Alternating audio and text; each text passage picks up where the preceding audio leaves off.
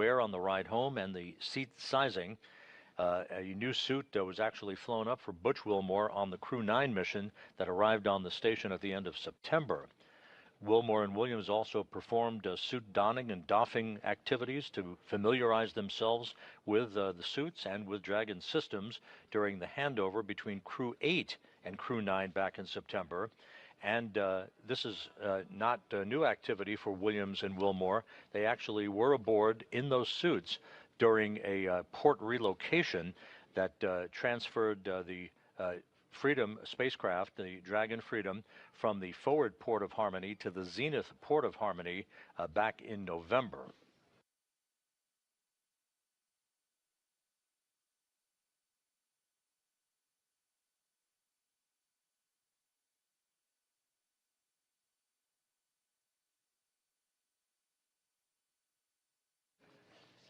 Once Williams, Wilmore, Hague and Gorbunov depart the International Space Station just over 2 hours from now, the 7 crew members left aboard the International Space Station will continue the Expedition 72 increment led by the commander of the station, Roscosmos cosmonaut Alexei Ovchinin, joined by his cosmonaut colleagues Ivan Wagner and Kirill Peskov, Peskov having just arrived on the station as part of Crew 10.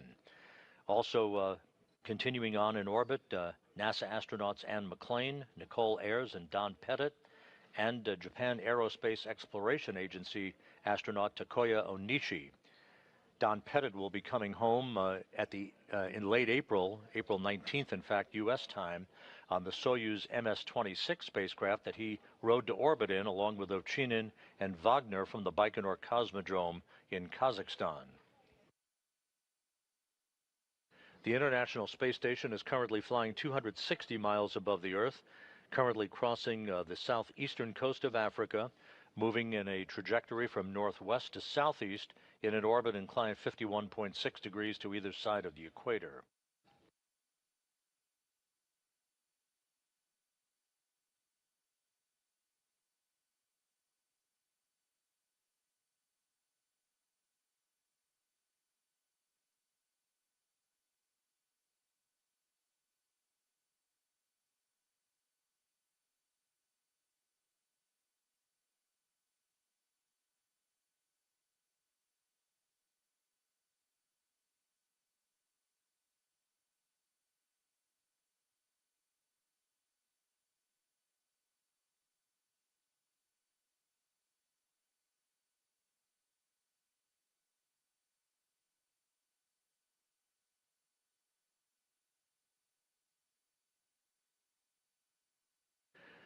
At the SpaceX Mission Control Room in Hawthorne, California, the SpaceX flight controllers are reporting that all of Freedom's systems are in excellent shape.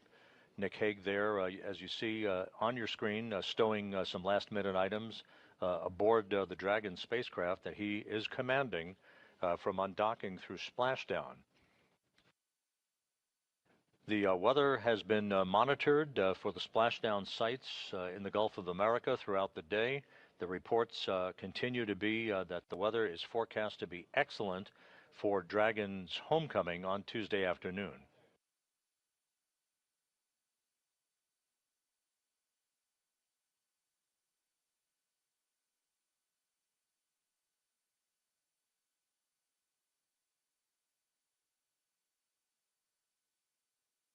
From the time of undocking through splashdown, it's a fairly short phasing, as they term the ballistics end of the operation, about 17 hours of transit between the time the Dragon will undock from the International Space Station and the time it will splash down.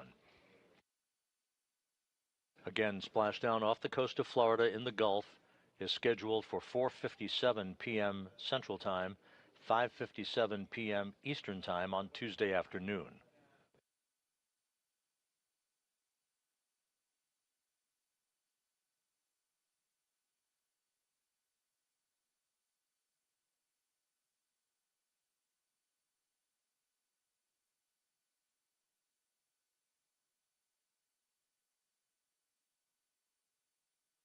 We should be seeing Suni Williams and Butch Wilmore shortly. At the time of splashdown, predicted to be Tuesday afternoon, Williams, again, will have logged 286 days in space on this, her third flight, and a total of 608 days in space, the second most by any American astronaut, right behind Peggy Whitson, who has 675 days in space on her bio. Butch Wilmore, with his 286 days in space at the time of splashdown tomorrow, on this, his third flight, will have logged 464 days in space. Nick Hague, wrapping up his third mission with 171 days in space, will have a total of 374 days in space, to his credit. And again, Aleksandr Gorbunov of Roscosmos ending his first flight into space with a splashdown tomorrow and a total of 171 days on his biography.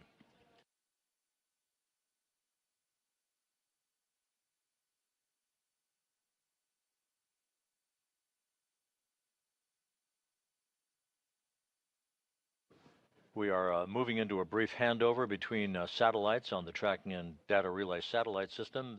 There you see a view of us here in Mission Control in Houston at the Johnson Space Center in the International Space Station Flight Control Room. Once again, the flight director in charge of tonight's operation is Marcos Flores, the lead flight director for Crew-9, joined on console by spacecraft communicator Tess Caswell, whose voice you will hear talking to the crew periodically during the time frame between now and hatch closure, and then between hatch closure and undocking, through the time that the Freedom spacecraft leaves what is called the approach ellipsoid.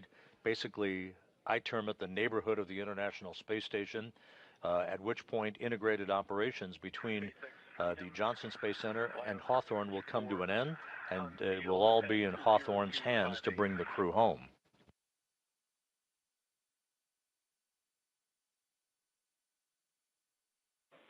SpaceX copies LIO unsealed at 0258 Zulu. Continue with IMV duct teardown and hatch closure.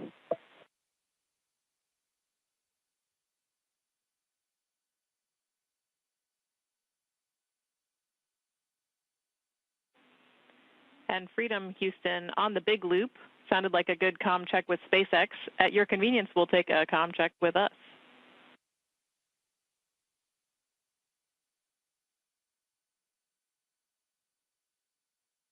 And Houston, Freedom's got you loud and clear. Copy.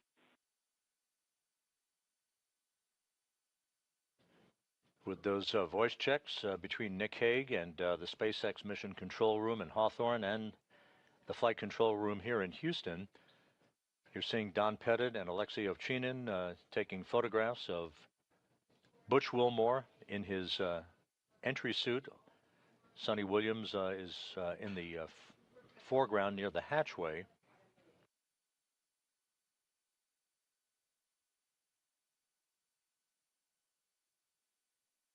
Once again, there are two SpaceX Dragons at the International Space Station.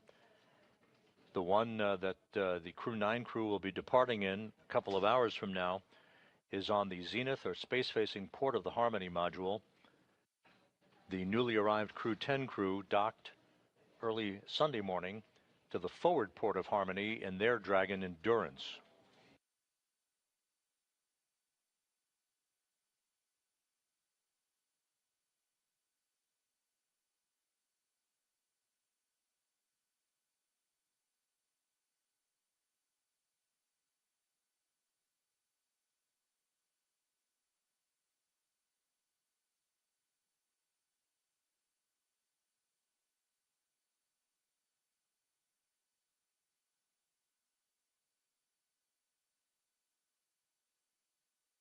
And you see at the hatchway the four departing Crew-9 crew members posing for some final photos.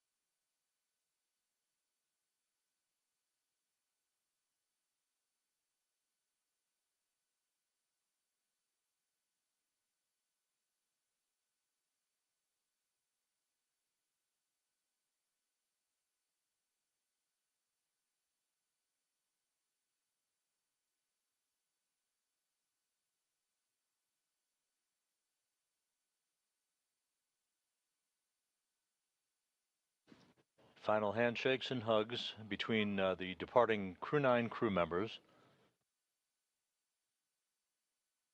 and the crew members who will remain on board the International Space Station, maintaining a continuous human presence on the orbital laboratory that began on November 2nd, 2000.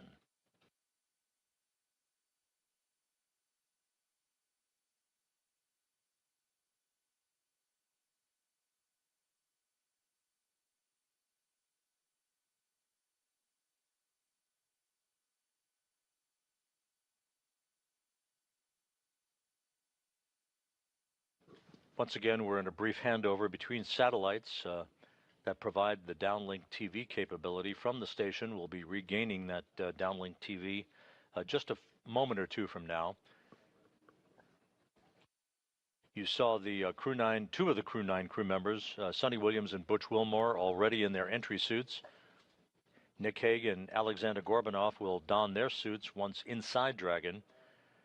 Hague and Gorbunov flew up to the International Space Station back on September 28th. So they're wrapping up a mission almost 6 months in duration. Williams and Wilmore, of course, with their extended mission in the home stretch of a 9.5-month flight spanning 121.3 million statute miles.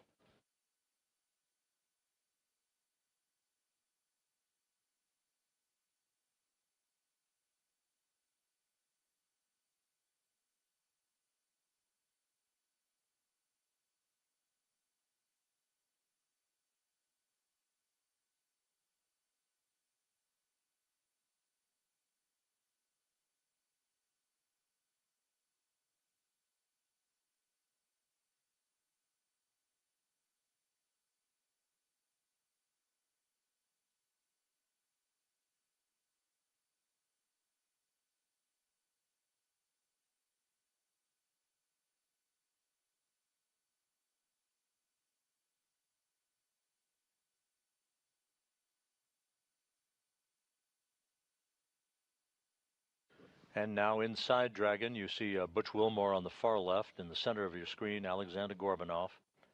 Nick Hague on the far right.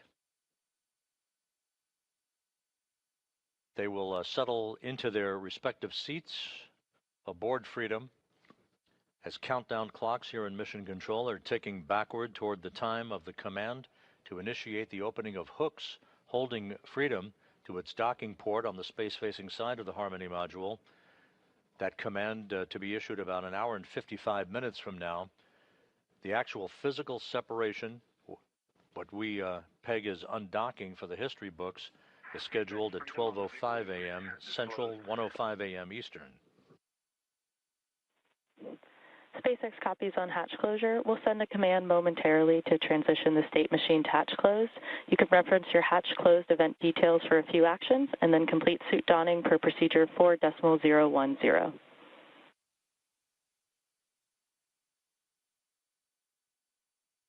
Freedom copies all. And Nick Hague aboard Freedom confirming that Dragon's hatch to the International Space Station is closed. That call coming at 10:05 p.m. Central Time, 11:05 p.m. Eastern Time. So the Crew-9 crew now safely aboard the Dragon Freedom will complete their suit-up procedures, do systems checks. There will be a series of leak checks between Freedom and the International Space Station at the docking interface. You see Suni Williams on the far right-hand side of your screen. She will be seated next to Nick Hague, the Freedom commander. To Hague's right will be Aleksandr Gorbunov, and you see Butch Wilmore on the far left.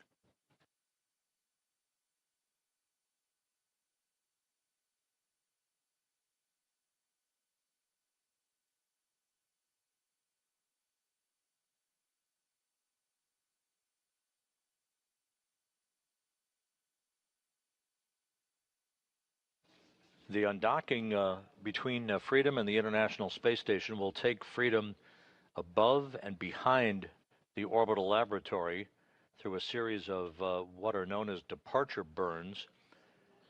Freedom then will swing below the space station on a trajectory for the deorbit burn, a 7-minute, 29-second braking maneuver that is scheduled at 4:11 p.m. Central Time on Tuesday afternoon, 5:11 p.m. Eastern Time. That will slow Dragon down by more than 50 meters per second, allowing it to drop out of orbit for its high-speed entry back into the Earth's atmosphere and a parachute-assisted splashdown off the coast of Florida.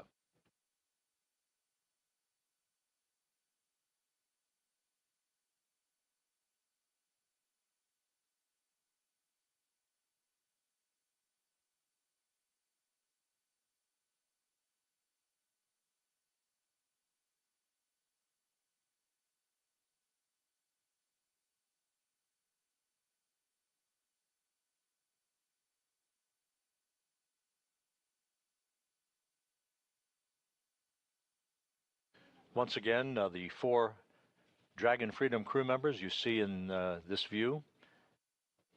Butch Wilmore on the far left, Aleksandr Gorbunov with his back to the camera, Nick Hague just out of the field of view, and Suni Williams on the far right of your screen. The hatch was closed at 10:05 p.m. Central Time, 11:05 p.m. Eastern Time. The station hatch will be closed just a short time from now, enabling a series of leak checks to occur to make sure we have an airtight seal before the pressurization of pressurized mating adapter number 2 can begin. The vestibule will be depressed to vacuum, setting the stage for the initiation of the commanding of the opening of the hooks holding Dragon in place and the physical separation of Dragon from Harmony, with undocking scheduled at 12:05 a.m. Central Time, 1:05 a.m. Eastern Time.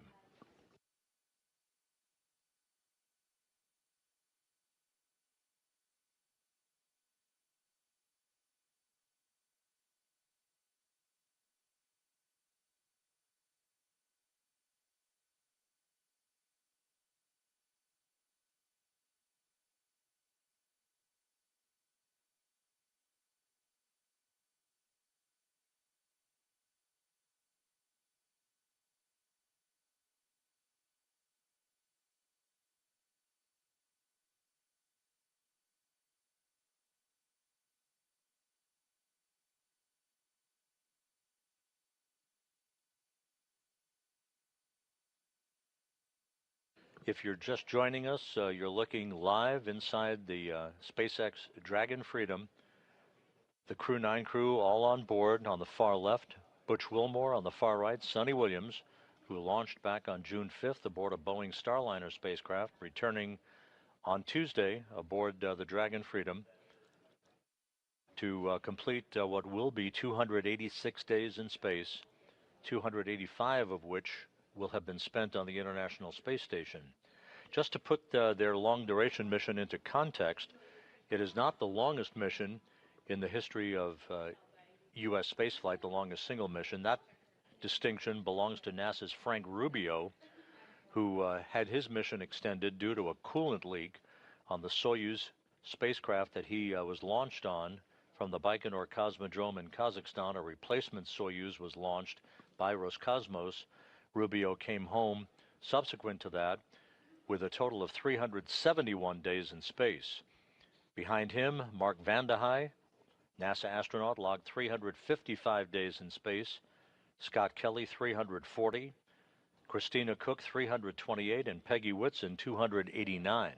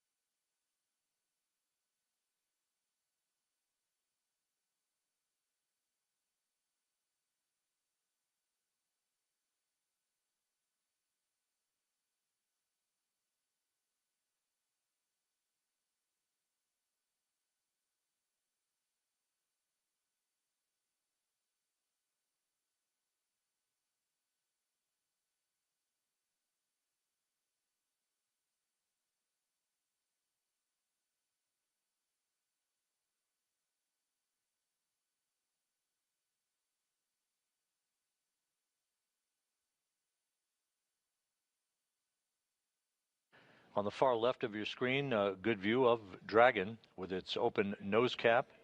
That nose cone will be closed following Tuesday's deorbit burn as part of the pre-entry procedures.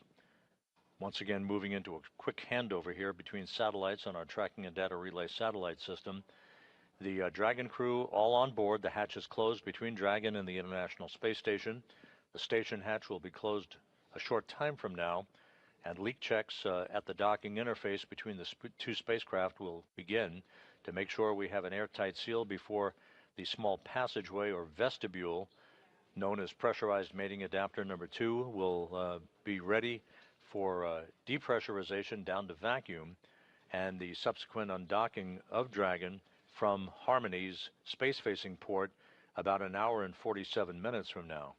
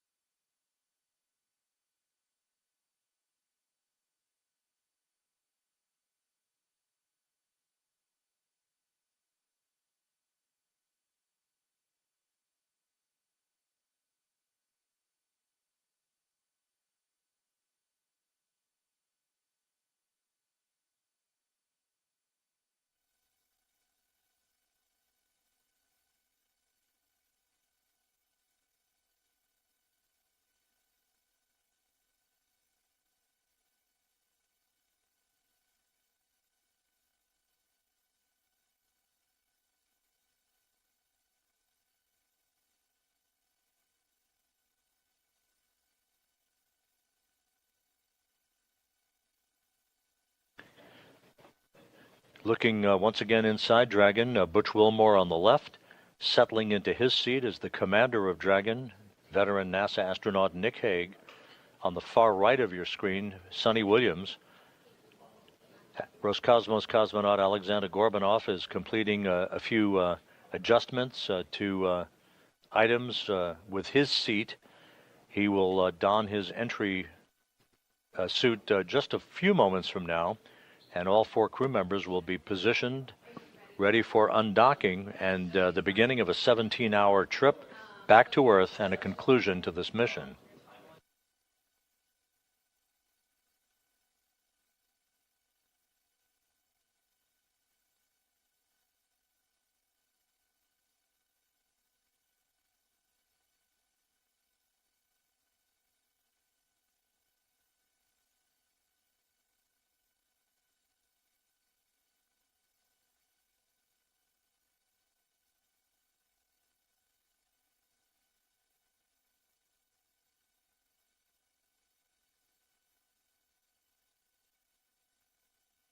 As mentioned earlier, this is not the first time that Wilmore and Williams have been aboard the Dragon Freedom. SpaceX Freedom, comm check from C2. C2 SpaceX, we have you loud and clear. Help me. Get you the same. I'm suited and seated, working on Alex, and we'll be finishing up and ready for suit checks here shortly.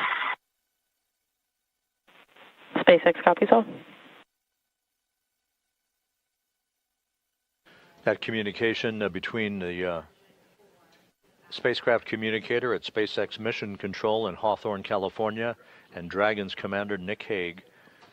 The communications checks continuing. Aleksandr Gorbunov yet to suit up. He will momentarily.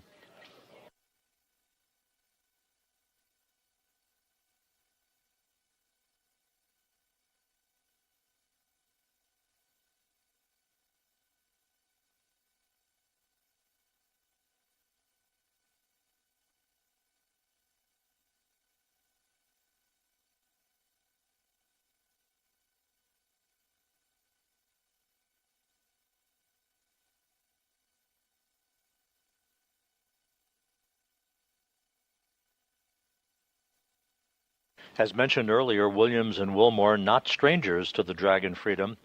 They have practiced suit-up procedures over the course of the past few months, and took a ride aboard Freedom for a few minutes back on November 3rd when the spacecraft undocked from the forward port of the Harmony module and relocated to the zenith or space-facing port of the Harmony module. Slightly longer trip for Williams and Wilmore today, a 17-hour journey that will take them to a splashdown off the coast of Florida on Tuesday afternoon at 4:57 p.m. Central Time, 5:57 p.m. Eastern Time.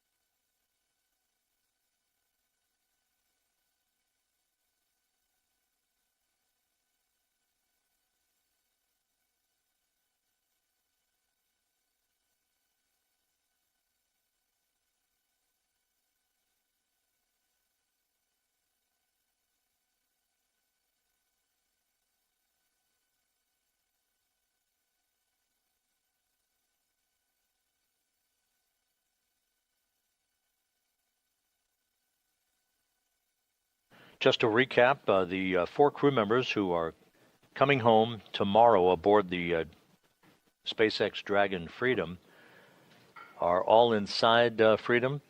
3 of the crew members suited up and strapped into their seats. Aleksandr Gorbunov is completing some preparations before he dons his entry suit. The hatch between Freedom and the International Space Station was closed at 10:05 p.m. Central Time, 11:05 p.m. Eastern Time. We are awaiting the closing of the hatch between the International Space Station on that side of the docking interface to permit leak checks to begin and ensure that we have an airtight seal before the vestibule or passageway is depressurized prior to undocking. The Dragon crew members will also undergo leak checks to their suits and further communications checks prior to the undocking itself, which is scheduled about an hour and 41 minutes from now at 12:05 a.m. Central Time, 1:05 a.m. Eastern.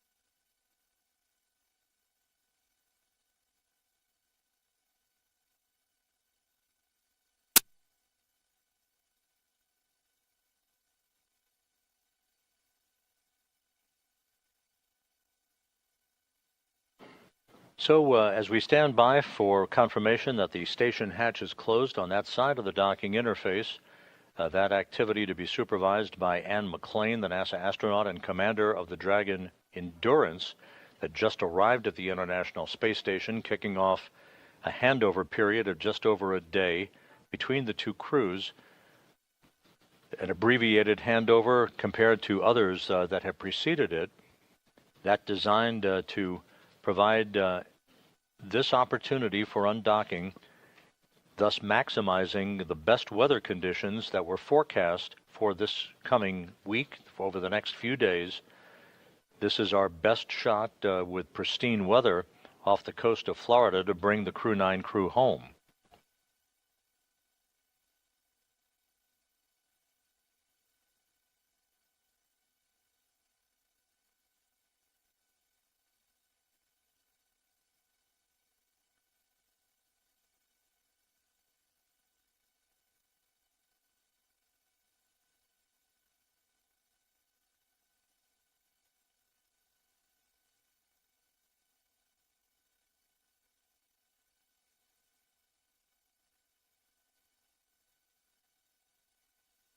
Houston Station on 2 for IDA egress.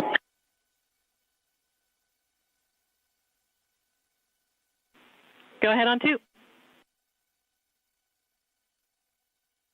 We are in step 5.2, and we found some pieces of dust around the hatch seal area, so we are going to clean them with cotton tape.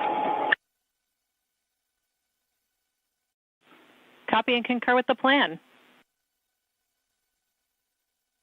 Japan Aerospace Exploration.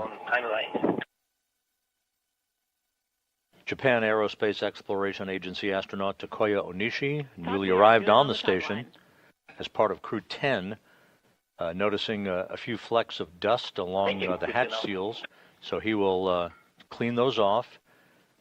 We want to make sure that there's no foreign object debris at that hatch seal that could compromise the integrity of an airtight seal between pressurized mating adapter number 2 and the interface with the Dragon Freedom.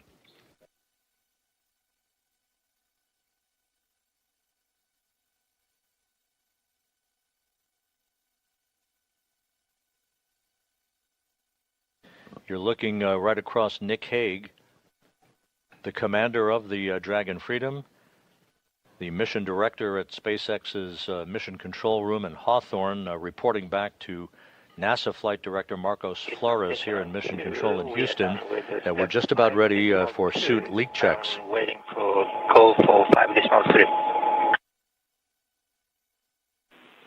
Talk, you are go for step 5.3.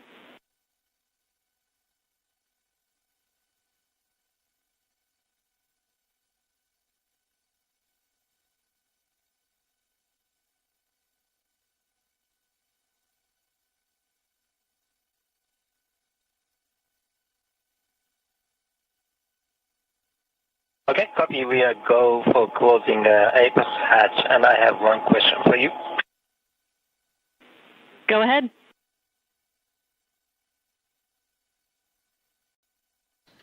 Another view of the crew aboard Dragon Freedom looking... There is one SpaceX bag. It's labeled as unarmed PFD. The bag number is 153, and its carabiner attached to one of the bungees in PMS3. Can we just leave it? And where the heat shield is exposed, or is located. But in order to expose that heat shield and get the vehicle ready for atmospheric reentry, we're going to jettison that trunk. From there, the spacecraft will use its forward thrusters to perform a deorbit burn, which will put Dragon on a trajectory to return to Earth. This burn will last about 7.5 minutes once it starts. The deorbit burn uses Draco thrusters on Dragon, primarily the 4 located on the forward bulkhead, and is executed at the apogee, or the highest point of Earth's current orbit around the Earth. This deorbit burn will alter Dragon's path to ultimately line it up to re-enter Earth's atmosphere and splash down off the coast of Florida. Splashdown today is planned for 2:57 p.m. Pacific or 5:57 p.m. Eastern. The Crew-9 mission began a little differently than usual, since Butch Wilmore and Suni Williams were already aboard the space station when Nick Hague and Aleksandr Gorbunov arrived in the Crew-9 spacecraft in September. Having arrived as the crew flight test crew for Starliner, Wilmore and Williams were fully incorporated into the space station's Expedition 72 team and began research and other work aboard the station along with the other crew members. Additionally, Williams commanded the orbiting laboratory for much of the expedition. And after a successful liftoff and separation from Falcon 9, Nick and Alexander made a short flight on board Dragon to the International Space Station in September. Both veterans of long-duration station missions, both Williams and Wilmore conducted spacewalks during their 9 months in space. Having had the capacity to leave the station at any point, had there been some type of emergency, the crew members began packing for their voyage home about a week ago and worked through tasks and shared lessons learned with the newly arrived Crew-10 team, who arrived just a few days ago. For return operations such as this, NASA and SpaceX closely coordinate with the United States Coast Guard to establish a safety zone to ensure public safety and for the safety of those involved in the recovery operations, as well as the crew on board the returning spacecraft. Multiple notices are issued to mariners in advance of and during recovery operations, and Coast Guard patrol boats are deployed to discourage boaters from entering the splashdown zones. Now, we do want to stress to the public the need to respect this safety zone. Recovering a spacecraft from the water is a hazardous task, and any other boats interfering increases risk to the astronauts in Dragon, the teams working to recover them from the water, and the safety of those that come too close. So for the safety of the crew and your safety, we recommend you sit back and watch as we'll be bringing you the best possible views of our astronauts' homecoming. And they will be the best views that you can get. So let's take a minute to meet our returning crew. U.S. Space Force Colonel Nick Hague is your Crew-9 commander. He was selected by NASA as an astronaut in 2013. This was his second spaceflight to the International Space Station and third launch overall. He spent 171 days in space with Crew-9 and has a career total of 374 days in space. During his mission, he completed a spacewalk with astronaut Suni Williams. That was his fourth spacewalk, earning him a career total of 25 hours, 56 minutes of spacewalking time. Before Crew-9, Hague previously served as a crew member of Expedition 59 and 60 back in 2019. He flew with Alexei Ovchinin and NASA's Christina Cook. So this is his second time sharing the space station with Ovchinin. The Kansas native is a test pilot of a distinguished graduate of the United States Air Force Academy. Nick spent 5 months in Iraq in support of Operation Iraqi Freedom. He voluntarily transferred from the United States Air Force to U.S. Space Force in 2021 and is an active colonel. His wife, Katie, is a retired U.S. Air Force colonel, and they have 2 sons. NASA astronaut Suni Williams is a mission specialist for Crew-9. This was her third visit to the space station. She originally launched aboard Boeing Starliner spacecraft and arrived at the space station on June 6th. And it looks like we are beginning to get some views inside the spacecraft, overlooking the shoulders of the crew on board Dragon. We'll continue to bring you those views throughout the day and views throughout Splashdown this afternoon rather. But to jump back into a little bit more about Suni, she became an Expedition 71-72 crew member, and she logged 286 days in space on this mission. But she actually has a total of 608 days in space, the second most time in space by a U.S. astronaut. Former NASA astronaut Peggy Whitson ranks first for the U.S. with 675 days in space. She conducted 2 spacewalks and has completed 9 over the course of her career for a total of 62 hours and 6 minutes of spacewalking time. She ranks 4th on the list of cumulative time spacewalking by a female astronaut. And she has flown on 4 different spacecraft types, including the Space Shuttle, Soyuz, Starliner, and now Dragon. Previously, she served on Expedition 14 and 15 in 2006 and 2007, and again with Expedition 32 and 33 in 2012. She's a retired U.S. Navy captain and is a proud graduate of the U.S. Naval Academy. NASA astronaut Butch Wilmore is also serving as a mission specialist today. This is his 3rd spaceflight and, just like Suni, logged 286 days in space. He conducted 1 spacewalk and completed 5 over the course of his career, earning him a total spacewalking time of 21 hours, 2 minutes. He's flown on 4 different spacecraft types throughout his career: the Space Shuttle, Soyuz, Starliner, and now Dragon. Previously, the Mount Juliet, Tennessee native served on STS-129 in 2009 and Expedition 41 and 42 from 2014 to 2015. Wilmore is also a retired captain in the U.S. Navy. And Aleksandr Gorbunov is a 3rd mission specialist serving on today's mission. Crew-9 was his very first spaceflight to the space station, earning him a total of 171 days in space over the course of his career.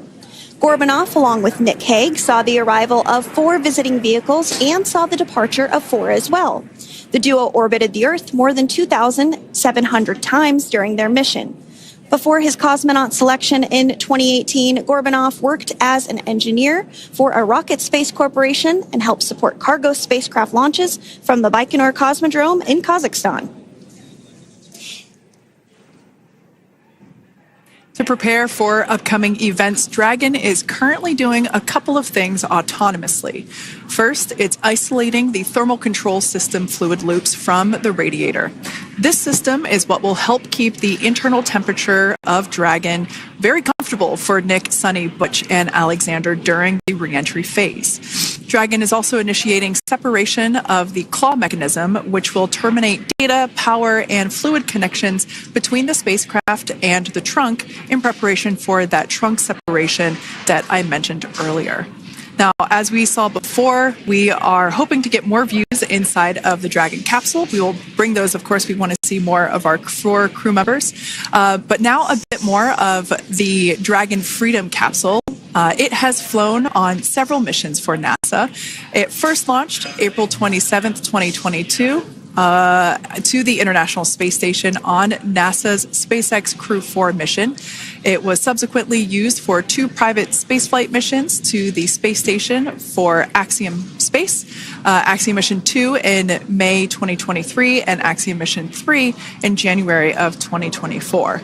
And of course, Crew-9 launched last year, is September 28th. So yeah, a little bit about the Dragon Freedom capsule. Here, a view that we have once again between the shoulders of Commander Nick Hague, who is on the left-hand side of your screen there, and Mission Specialist Aleksandr Gorbunov there on the right. That's right, Kate. And the next major milestone that we're looking ahead towards this afternoon is claw separation. We're targeting that claw separation at 2:05 p.m. Pacific time this afternoon, so less than 10 minutes from now. Continuing to get some views inside Dragon Freedom. To the far left there is NASA astronaut Butch Wilmore. And as you can see, the crew is suited up in their space suits. They are suited up in what we call dynamic phases of flight. So when they launch, when they dock, when they undock, when they return back for splashdown. We might hear some call outs on the loops about putting their visors down. That will happen just prior to deorbit burn. And you'll hear us pause when some of those communications happen. That's because we want to make sure that we are relaying the best information to you all and so that you hear it as well. So if you do hear us pause, that is what we're doing. You also see they have their on there, and I know the gloves are pretty unique on the Dragon spacesuits, right? They're custom created? Yes. The spacesuit overall is custom fit for each astronaut. These gloves enable usage of the touchscreen panels that they have in front of them. We can't see it from this between Aleksandr Gorbunov and Nick Hague. That is a touchscreen. It allows the crew to monitor everything that Dragon is doing along with those tablets that they have there on their legs. So yeah, the spacesuit itself is intended to act as a mini spaceship, if you will, as once the visors are closed, it is able to maintain a pressure in the unlikely event of a depressurization event for Dragon. So there we can see those screens I was talking about. So there in the center, we've got the location tracker, as well as on the left-hand side, it's mapping out the operations that Dragon is executing. The crew has to remain well informed of all these things that Dragon is doing autonomously. That basically means that Dragon is flying itself. The crew has the ability to gain control of the capsule if necessary, but the capsule is essentially going to bring itself home. But of course, in order to be familiar with Freedom, SpaceX, deorbit sequence start in 5 minutes.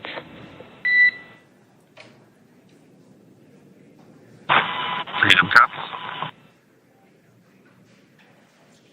And so we did hear that call out for the deorbit sequence start to begin here in 5 minutes. That call from the ground came from the CORE, or Crew Operations Resource Engineer here in Hawthorne, Mission Control just behind us. And that went up to Commander Nick Hague. He's going to be doing the majority of the communications during the flight downhill today through Splashdown, and they'll be communicating with the CORE all along the way. Now, we did mention that they are flying on Crew Dragon Freedom. the naming of spacecraft has gone all the way back to the very beginning of this human spaceflight program. This is a nod to Alan Shepard naming his spacecraft Freedom 7 during the Mercury program. And so the crew that first flew up on Freedom a few years ago had the opportunity to name this Dragon, and they named it Freedom. That was Crew 4 that was the first flyers on this spacecraft. It's also flown for Axiom Mission 2 and 3, and then, of course, today for Crew-9 as well. Yeah, actually, fun fact about this particular capsule, of those 4 missions that Sandra just mentioned, we have seen daytime splashdowns for 2 of those. Today will mark the third daytime splashdown. So there's something lucky about this particular capsule that gets daytime splashdowns. Nighttime is great because we can see even more clearly the capsule streaking through, but I personally love the daylight views because we really get even better views of the recovery team operations during that phase of the mission. Yes, absolutely. And if you follow along with our missions, you'll know that sometimes weather is a watch item when it comes to undocking and splashdown. We do splashdown in the water, so we want to ensure that parameters like wave heights and wind speeds and precipitation, lightning, all of that is looking good for the crew and the safety of those recovery personnel. And today the weather is just pristine. We got off of space station on the very first attempt. So I'm joking around and saying that it was because it was St. Patrick's Day and we got really lucky with the weather. I wouldn't disagree with that. Speaking of weather, we will be hearing from Core probably around 2:20-ish. Typically, before we enter the period of loss of signal, or LOS, we will hear an entry briefing from the Core, the Crew Operations Resource Engineer, and they will deliver important information like updated anticipated splashdown and loss of signal times to the crew, as well as the wave height and wind speed. So we'll be standing by to listen in on those. Like I said, that will happen shortly after. Typically after trunk separation. I can't quite remember if it's before or after deorbit burn. It must be before. But in any case, we'll be hearing all of that coming from Core. In fact, that individual is seated there in the room on your screen. That is SpaceX Mission Control in Hawthorne, California. That room is located just over our shoulders. And that is where Dragon operators are standing by on console, monitoring the progress of Dragon as it continues its way home. It's been, at the point of splashdown, it'll be about 17 hours since Dragon undocked from the International Space Station. The team there in mission control, there are multiple teams, in fact, and they cycle through shifts to ensure that everybody gets the required rest and sleep periods, just like the astronauts on board. And that Crew Operations and Resource Engineer is seated there in the room, and that, like Sandra said, is the primary voice that we'll be hearing communicate from the SpaceX team to the crew on board. That's right. And so it looks like we're about 3 minutes or so from the claw separation portion of today's flight. The claw is a portion on the spacecraft that holds the trunk to Dragon. Following claw separation, we're going to jettison or remove that trunk because it's no longer needed. The trunk has solar arrays on it that provides power to the Dragon spacecraft. But now that we're beginning the reentry process, we need to go ahead and jettison that trunk and able to expose the heat shield, which is really going to do the heavy lifting as Crew-9 re-enters the Earth's atmosphere. They come in at 17,500 miles per hour, so they really need to ensure that that heat shield absorbs that heat, and there's... Deorbit sequence start.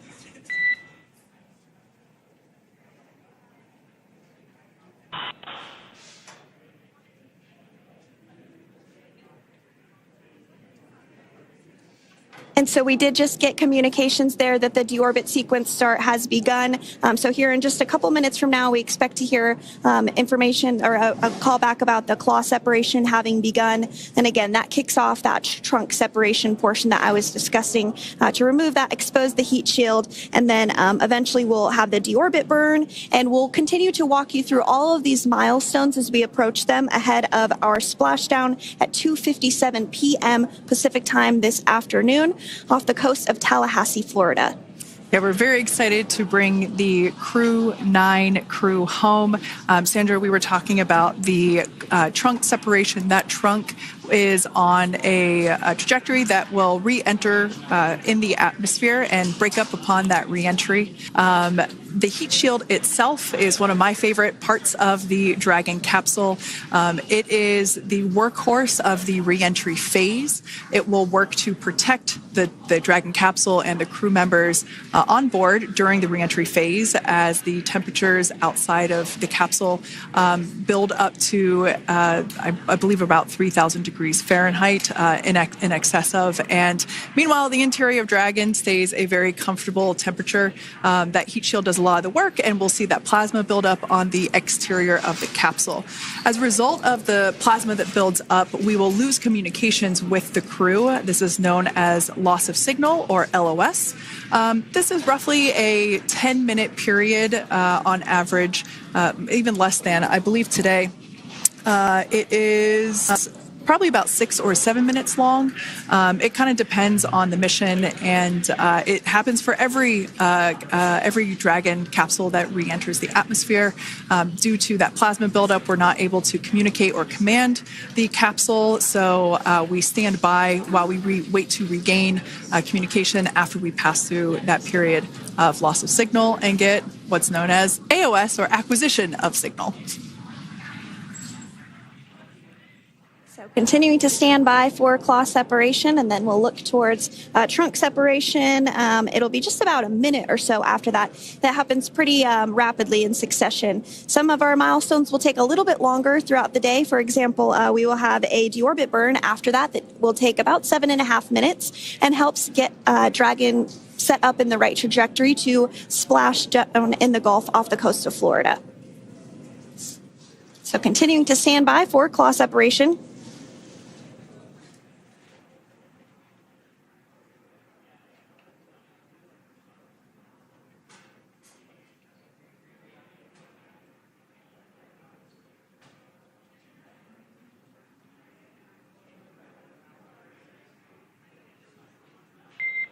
Nominal trunk jettison.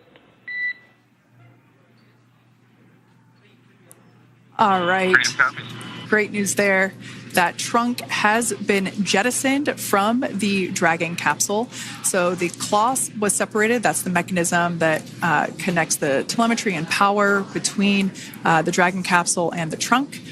In order to expose the heat shield underneath Dragon, we had to jettison that trunk, and so we just got confirmation that that has happened. So that is great news. Basically means that telemetry is looking good, and that the nitrox system is primed for cabin and suit cooling, and the heat shield, like I said, is now exposed and ready for atmospheric reentry. The trunk served its purpose by gathering energy from the sun through its solar cells and converting that to battery power. Since we separated the trunk, we can't generate any more new power, but we really don't need to since we're coming home and Dragon has enough battery power already stored. Now, up next, the final steps that Dragon will perform prior to reentry: the slew, or the maneuver to deorbit burn attitude, and then the deorbit burn itself. This deorbit burn is the last time that the forward Dracos, which are the 4 thrusters located on top of the spacecraft under the nose cone, it's the last time that they will ignite. The deorbit burn will place Dragon on a precise trajectory to return to the splashdown zone off the coast of Florida, off the coast of Tallahassee, Florida, and that will last about 7.5 minutes once it starts. And so deorbit burn is targeted for 2:11 p.m. Central Time, so about 2 minutes from now. As we mentioned, it's going to last about 7.5 minutes, again, helping to get Dragon into the precise trajectory to ensure that splashdown occurs in the area that was calculated and where the recovery team is already in place, ready to support splashdown operations today. The recovery vessel Megan is the ship that is going to be utilized today. And we also have what is called fast boats that go out first to check the spacecraft and make sure everything is looking good before the recovery vessel Megan approaches. So that whole recovery process takes about an hour, I would say, from the time the crew splashes down to the time they're on the boat and the crew gets out of the capsule. And we'll continue to bring you live coverage through every step of the way today as Crew-9 returns home. Indeed. Now, let's take a little bit of a closer look at Dragon. One of the great things about being close to the space station is that we can use space station cameras to look at Dragon. But now that Dragon is on its way home, we don't have those external cameras. So here's an animation of what the capsule looks like. We've got the pressurized section, the capsule on the top, and the trunk or the unpressurized section on the bottom. That's where those solar panels that we manufacture in-house are located, soaking up the energy from the sun and turning it into power for the capsule. At the very top of the capsule is the nose cone. That is where the Dracos, the forward Dracos, are located. That nose cone is currently open, not closed like we saw in that animation.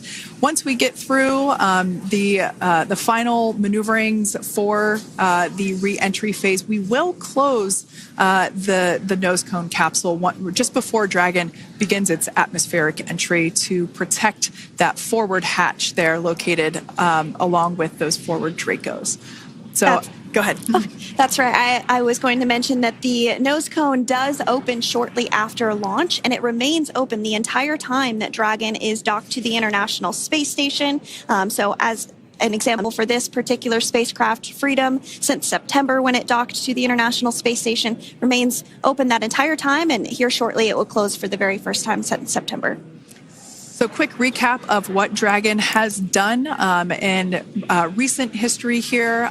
We basically began preparations for re-entry known as the deorbit sequence. So Dragon released the trunk. As we said before, we separated the claw, we released the trunk. It next will slew to the deorbit burn attitude. Slew basically meaning maneuver, so it will position itself correctly to execute that deorbit burn. We want the heat shield side to be facing forward or first, if you will. We want that to be the leading edge of the Dragon capsule, as that heat shield is meant to basically be an ablative material for the heat that it will incur. Once we complete that deorbit burn attitude slew, we will initiate the deorbit burn itself. That will last for several minutes, expecting that to be to start here any moment now, actually, and then it will go until about 2:18 p.m. Pacific time or 5:18 p.m. Eastern time. And I did hear confirmation that deorbit burn is underway. As we mentioned, it's about a 7.5-minute burn. So within the last 10 minutes, Dragon has jettisoned its trunk and initiated the deorbit burn just seconds ago. As mentioned earlier, for those operations, NASA and SpaceX closely coordinate with the United States Coast Guard to establish a safety zone to ensure public safety and for the safety of those involved in the recovery operations, as well as the crew on board the returning spacecraft. Multiple notices are issued to the mariners in advance of and during recovery operations, and Coast Guard patrol boats are deployed to discourage boaters from entering the spacecraft, the splashdown zones. So we do want to stress to the public the need to respect this safety zone. Recovering a spacecraft from the water is a hazardous operation, and any other boats interfering increases the risk to not only the astronauts in Dragon, but the teams working to recover them from the water and the safety of those that may come too close. So for the safety of the crew, which you see there on your screen, your safety, we recommend you sit back and watch as we'll continue to bring you the best possible views of our astronauts' homecoming. Yeah, as I mentioned earlier, this deorbit burn is the last time that we will utilize our 4 forward Draco thrusters. Forward basically meaning at the top of the Dragon capsule. Dragon Freedom has not yet entered the Earth's atmosphere. This deorbit burn is what will line the vehicle up and put it on its final trajectory to the landing site right off the coast of Tallahassee, Florida. So basically, it is the last burn that the Dragon spacecraft executes and is what really locks it in for that precise landing. As you can see on your screen right now, Nick, Suni, Butch, and Alexander are using their screens to keep tabs on the burn duration, the Draco firings, and trajectory details such as entry angle, spacecraft perigee, and how much distance remains until deorbit burn termination. As I mentioned earlier, Dragon is flying itself. So all the crew has to do is stay strapped into their seats and keep tabs on things. Although I must say, if I had one of those window seats, it would be pretty difficult to restrain myself. Now, with Nick, Suni, Butch, and Alexander ready to deorbit and splashdown back on Earth, they will be heading to one of 8 targeted sites supported by SpaceX and NASA. All of these sites are located off the coast of Florida, either in the Gulf of America or the Atlantic Ocean. Spreading the supported sites across multiple locations helps maximize the return opportunities for this mission and future crews, lowering the chance that we'll have to wave off due to bad weather. For those of you following along, you'll know that today's splashdown marks our final Dragon recovery on the East Coast. After 6 great years of successful recovery operations off the East Coast, we'll be moving all Dragon recovery operations back to the West Coast. And as always, NASA and SpaceX jointly select our splashdown location. And for today, the prime recovery site is off the coast of Tallahassee, Florida. The selection process works with a lot of different variables, including the space station's orbital trajectory or path that it follows, what landing sites are available and have favorable weather, how much free flight capability Dragon has for the trip home, and the sleep schedules for the returning crew members, as well as, of course, the big one, the weather. We'll start with calculating daily return options based off of the space station's current orbit and Dragon's capabilities to maneuver and line up for reentry. The time from undock to landing at the primary site can vary from less than 6 hours to more than 39. Getting home the quickest comes with some obvious benefits, but we always have to make sure the crew is properly rested for dynamic operations, preventing us from scheduling 20-plus hour days for them, of course. Trajectory and ballistic experts provide the daily opportunities that would line up Dragon with the 7 landing zones and split them into what we call ascending and descending opportunities. Dragon uses its Draco thrusters after leaving station to execute a series of altitude-lowering maneuvers and to line up with the selected primary site. It can also change to different alternative sites while in a free flight if sudden weather moves in that we may need to avoid.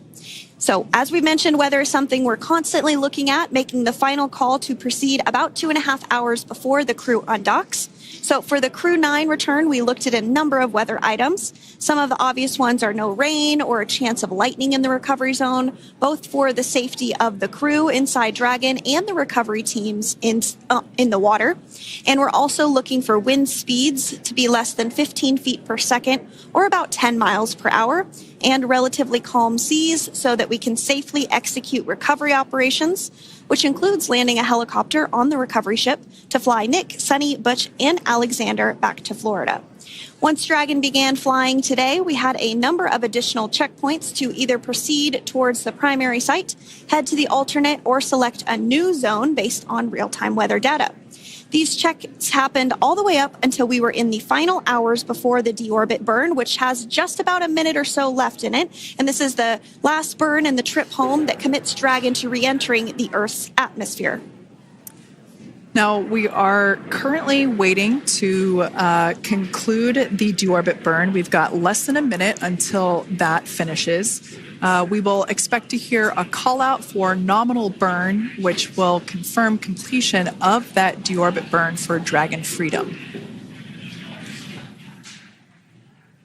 We can see images there from the touchscreen display panels that the crew utilizes in flight. We can see the visualization of exactly which one of the 4 forward Draco thrusters are firing.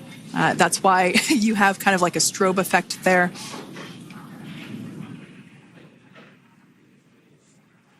And if you're just joining us, you are looking at live views of the Dragon Freedom. On your left is Commander of Crew-9, Nick Hague. To his right is Roscosmos cosmonaut Aleksandr Gorbunov, and also in Gorbunov, excuse me, that is Aleksandr Gorbunov. And then also in the capsule today is NASA astronauts Suni Williams and Butch Wilmore. We are awaiting confirmation that their deorbit burn is complete, which is the last burn that's going to help set them up on a trajectory to Splashdown off the coast of Florida. Deorbit burn complete. Performance nominal. Nose cone closure initiated. Freedom copies. All right, excellent news there. We heard the words we were looking for, nominal burn. So that means that deorbit burn was successful and nominal, meaning as expected. And we're now beginning to close the nose cone in preparation for atmospheric reentry. So in the background, Dragon is currently inhibiting those forward bulkhead Draco thrusters that we just used to complete the deorbit burn, ensuring it's safe to latch the nose cone shut for reentry. Also, the vehicle has initiated the nitrox suit purge, which will help keep Nick, Suni, Butch, and Aleksandr cool and comfortable during reentry, which is coming up in about 20 minutes from now. At this point, the nose cone is closing and protecting the forward hatch for reentry, and the crew are using their screens to continue to monitor the locking of the nose cone, which is done by a set of hooks. And as we mentioned earlier, that nose cone has remained open since September, so this is the first time it's closing in a few months. Yeah, that's absolutely right. Now, we will be expecting, as I mentioned before, an entry brief from SpaceX Core. Again, that's the crew operations resource engineer who is seated in that room that you see there on your screen. That entry brief will provide updated times for anticipated splashdown as well as the loss of signal or period of LOS. And that briefing will also give us information such as wind speed and wave height at the expected splashdown location. But all in all, everything has been great today. All events have been executed on time as expected, and we are looking forward to a splashdown of the Crew-9 crew at about 5:57 p.m. Eastern Time or 2:57 p.m. Pacific Time. Between now and then, things are going to start moving quite quickly. In fact, if anything, this will have seemed like the slower part of the reentry phase. We're going to go through, like I said, that period of loss of signal or LOS. That period is a few minutes long where we are unable to communicate or command the capsule due to the plasma that builds up on the exterior of the capsule. That period, like I said, lasts for a couple minutes. You will start to hear SpaceX Core hail the Crew-9 crew a little bit earlier than expected because we, in the past, have actually regained communications a couple minutes earlier than initially anticipated. So we'll go through that period of loss of signal, that entry period, that specifically when when the Dragon spacecraft is re-entering through the atmosphere. Approximately at about 18,000 feet when the capsule is traveling at 350 miles per hour. We will see our first views of parachutes for the day. It's one of my favorite moments of return sequences is when we get to see the drogue parachutes. We'll see the drogues come out. Those drogues will help slow the vehicle down to about 119 miles per hour. And then that is when the main parachutes will come out from the Dragon spacecraft and then ultimately end in splashdown. And we are hearing confirmation that the nose cone is closed and everything was nominal or as expected with that closure. So as we begin the second half of entry, Dragon is now beginning to inject cooled nitrox into the air being delivered to the spacesuits worn by Nick, Suni, Butch, and Aleksandr. Again, this is what will allow the crew to remain comfortable while external temperatures reach 3,500 degrees Fahrenheit as they re-enter the Earth's atmosphere. So the heat shield is pointing forward, leading Dragon to the landing site. Yeah. Now, speaking of the heat shield, Dragon's primary heat shield is comprised of PICA 3.0, which stands for Phenolic Impregnated Carbon Ablator. The first-gen PICA was initially developed by NASA for studying and sampling comets within our solar system. SpaceX partnered with NASA to develop Pika-X, which was the second-generation product used on all Dragon 1 cargo resupply service missions that resupplied the International Space Station on 20 missions. Pika 3.0 was developed specifically for use on Dragon 2 crew and cargo with enhanced structural and thermal capabilities that allowed the heat shield to be even more effective in the way that it utilized the ability to make that heat ablevate as it goes through the Earth's atmosphere.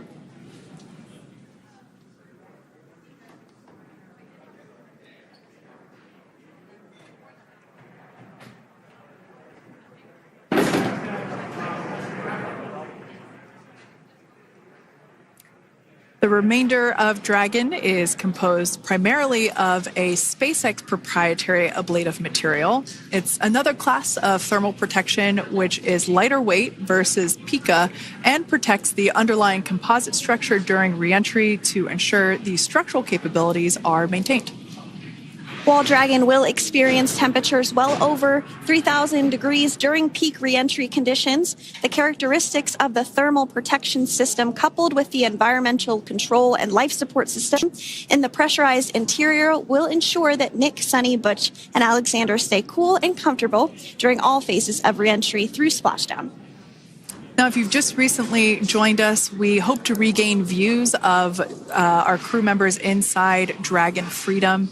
But we don't have those available at the moment due to ground station coverage. So we will bring those back to you as soon as we can. Now, after Dragon Freedom has re-entered the Earth's atmosphere, a series of parachutes will deploy to slow the crew's descent. First will be the 2 drogue parachutes, followed by the 4 main parachutes, and those will guide Dragon to its first contact with Earth since it launched back in September. Dragon will automatically deploy these parachutes when different pressure and positioning sensors on the spacecraft detect that they're at the right speed and altitude. Vehicle velocity at drogue deploy is approximately 350 miles per hour, and they deploy at about 18,000 feet. Now, when the vehicle velocity at main deploy is approximately 119 miles per hour, and they deploy at about 6,500 feet. When Dragon splashes down in the water, the vehicle velocity will be about 16 miles per hour, so you can really see how those parachutes help to slow down the crew inside the capsule. The highest G-load the crew is expected to experience today is about 3 to 5 Gs. Yeah, when you think about really fun roller coasters, they're about in that range. So I'm sure that our crew on board will be well equipped to experience those Gs. It's nothing for them. They go through much more intense training. And so we are continuing to make our way through a number of milestones today. We did have trunk separation. Freedom, SpaceX. Nose cone is secure for entry. Freedom copies.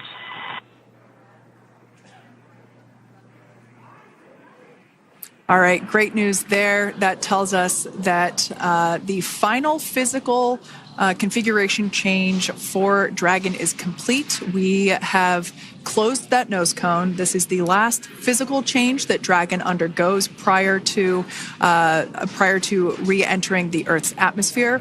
It's important that that nose cone is completely closed because underneath it is not only where the 4 forward Draco thrusters are located, but it's also because that is where the forward hatch is located. That is the hatch that is utilized for the crew to ingress and egress from the station while it is docked on board. And since our capsules are flight proven and we reuse them on future space flights, we want to make all of the integrity of that hardware remains intact. So that nose cone is successfully closed, and we're going to start moving pretty quickly here. As I mentioned before, we'll go through loss of signal.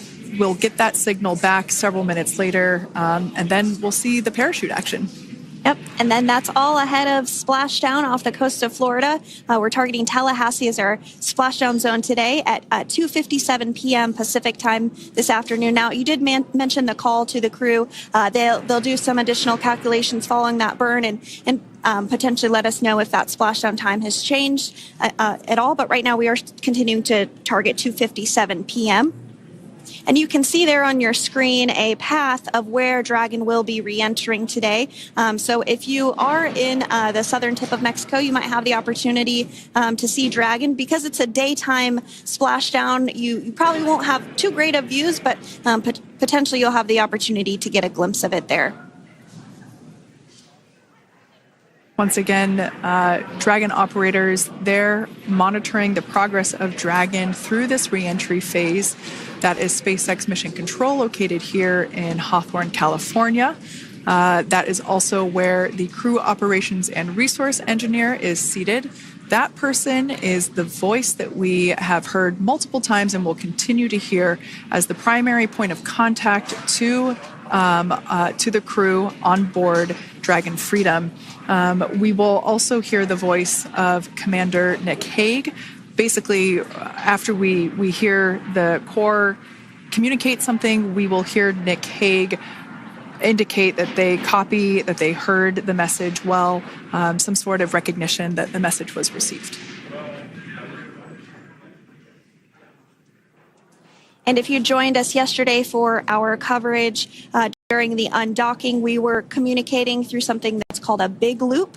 We do that when we're in integrated operations with the International Freedom SpaceX for entry sequence. Report when ready to copy.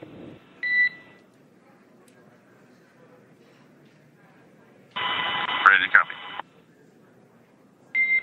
All right, I've got some updated times for you. Our comm blackout start time is 2144. Our comm blackout end time is 2151, and our splashdown time is the same per your displays, 2157.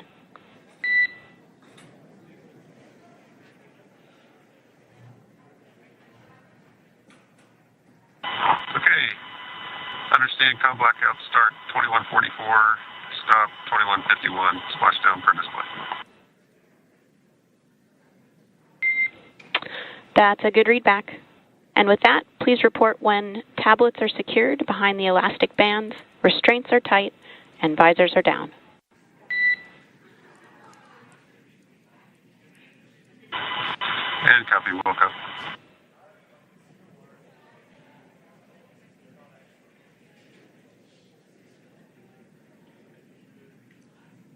And with that communication from the Corps or Crew Operations Resource Engineer here in Hawthorne to Commander Nick Hague of Crew Dragon Freedom, we did hear that the loss of signal period is still at 2:44 p.m. Pacific, but we had a 1-minute adjustment to the acquisition of signal. That's going to now be at 2:51 p.m. Pacific time. However, our splashdown time remains the same at 2:57 p.m. Pacific time this afternoon off the coast of Tallahassee, Florida. So all good news there as Dragon continues to make its way home with the Crew-9 crew. As we've mentioned before, we are splashing down on the Gulf Coast. We have ability to splash down on either side of Florida, but the location site just outside of Tallahassee, Florida is the site that was selected today due to best recovery conditions. And as Sandra mentioned before, weather is always a watch item, but everything is looking great for that particular recovery location. So I'm sure once we start getting views from the recovery vessel, I have a feeling it's going to be a pretty beautiful afternoon. And we did mention that, of course, this is a daylight splashdown, so we should be getting some great views. We do have a couple of spacecraft called the WB-57, which are high-altitude planes that NASA utilizes during splashdown operations. Those are en route and going to be tracking the capsule as it makes its way through the atmosphere and should be providing some good views for us. Kate and I were just chatting about how we haven't had a daytime splashdown in a little while, so we're looking forward to the views along with you. Yeah. Nighttime views are also great because we can see that capsule streaking through the night sky quite brightly. So like Sandra, you said earlier, daylight will be a little bit less bright, but we will definitely be able to see the SpaceX recovery team operations much clearer. I could also imagine it's probably a little bit easier for the team themselves to do their work in daytime than at nighttime. We'll see them rush in really quickly with a couple of fast boats as they begin the initial safety checks and sweeps of the Dragon capsule, while also retrieving the parachutes from the surface of the ocean. The recovery vessel, the main recovery vessel, will continue to make its way closer to the Dragon capsule. It is stationed a couple miles away from the actual recovery location, the splashdown location, for obvious safety purposes. So it takes a little while for that vessel to make its way over, but once it's closer, we'll have even better views of those recovery operations. And you may be wondering why sometimes we splash down in the daytime versus the nighttime. And believe me, we would all love for these operations to happen during regular daytime working hours. But unfortunately, orbital mechanics just doesn't quite work out that way. So it has to deal with the location of the International Space Station, as well as where the splashdown zone is on Earth and that trajectory, as well as the phasing. So as we mentioned earlier, sometimes we have phasing as short as 6 hours, sometimes in excess of 30 plus hours. It just depends on where the targeted area is that the capsule is going to splash down. So today's phasing has been 17 hours since undocking occurred at 10:05 p.m. Pacific yesterday evening for us here in Hawthorne. Early wee hours for folks on the East Coast and other areas of the United States.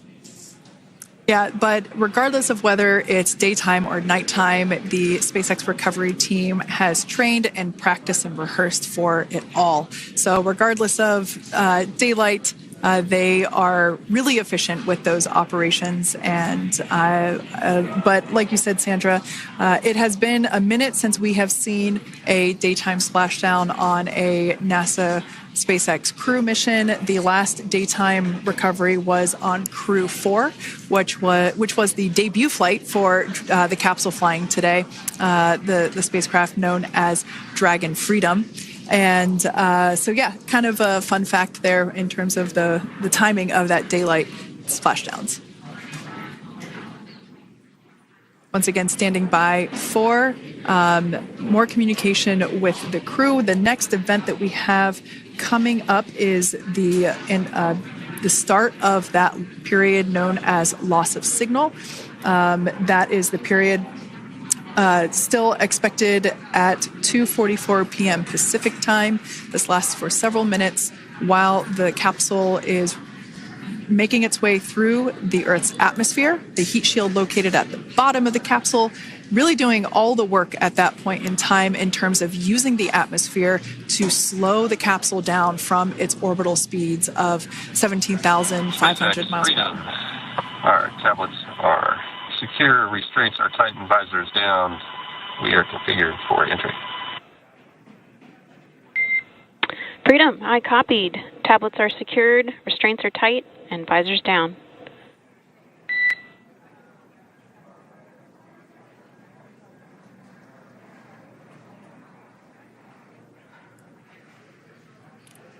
All right, great news there in terms of continuing to make progress.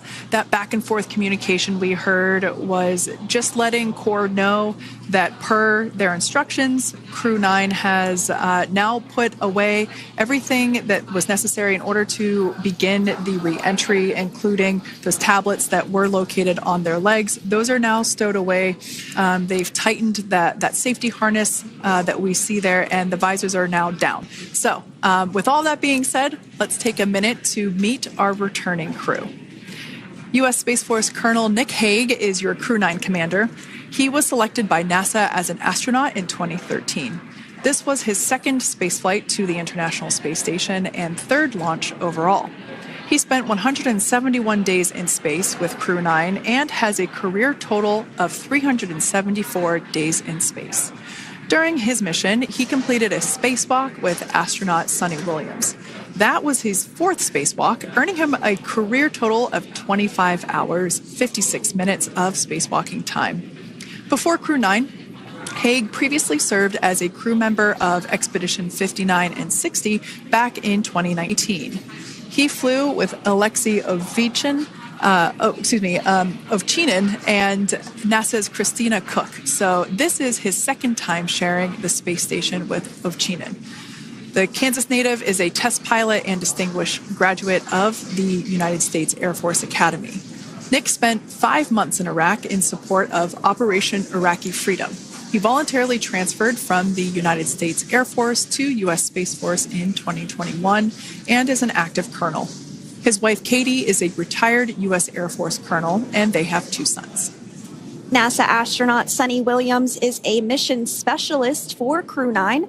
This was her 3rd visit to the International Space Station. She originally launched aboard Boeing's Starliner spacecraft and arrived at the space station on June 6th. Following the agency's decision to return Starliner uncrewed, she became an Expedition 71 and 72 crew member, where she logged 286 days in space on this mission. But Suni has a total of 608 days in space, the second most time in space by a U.S. astronaut. 5 minutes until predicted comm blackout. We'll see you on the other side at 21:51.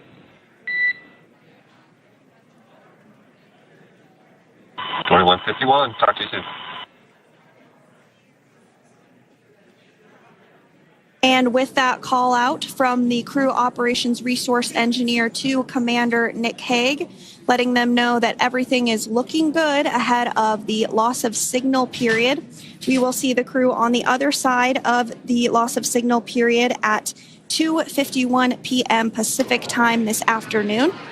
Continuing on about Suni Williams, who has a total of 608 days in space, the second most time in space by a U.S. astronaut. Former NASA astronaut Peggy Whitson actually ranks first for the U.S. with 675 days in space.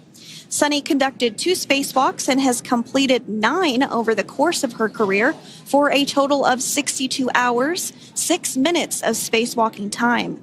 She ranks 4th on the list of cumulative time spacewalking by a female astronaut, and she has flown on 4 different spacecraft types, including the Space Shuttle, Soyuz, Starliner, and now Dragon. Previously, she served on Expedition 14 and 15 in 2006 and 2007, and again with Expedition 32 and 33 in 2012. She's a retired U.S. Navy